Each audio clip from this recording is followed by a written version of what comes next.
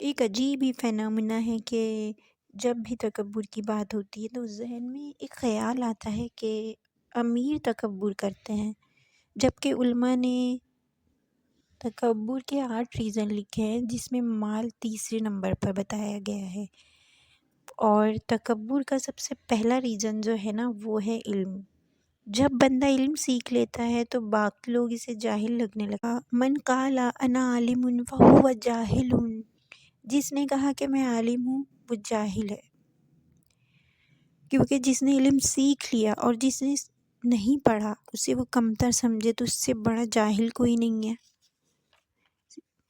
جب وہ کسی ان پڑھ کو حقیر سمجھ رہا ہے علم حاصل کر کے تو اس سے بڑا کوئی جاہل ہی نہیں ہے۔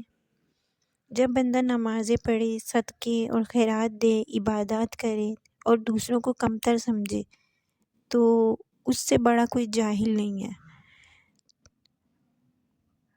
اور یو آر نو رائٹ، کہ آپ کے پاس کوئی ایسا جو ہے رائٹ نہیں ہے کہ آپ دوسرے کو حقیر سمجھے۔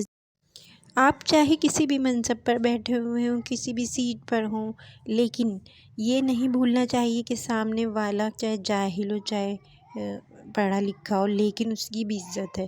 کسی کو حقیر جاننا اور کسی کو کمتر سمجھنا تو یہ تو سب سے بڑی جہالت میں شمار ہوتا ہے، کیونکہ عزت تو ہر ایک شخص کی ہوتی ہے۔ تو عاجزی اور انکساری کو زندگی میں شامل کریں تو کامیابی ہی کامیابی ملتی ہے۔ اللہ تعالیٰ جب جس کو چاہے عزت دے دے اور جب جس کو چاہے ذلت میں ڈال دے۔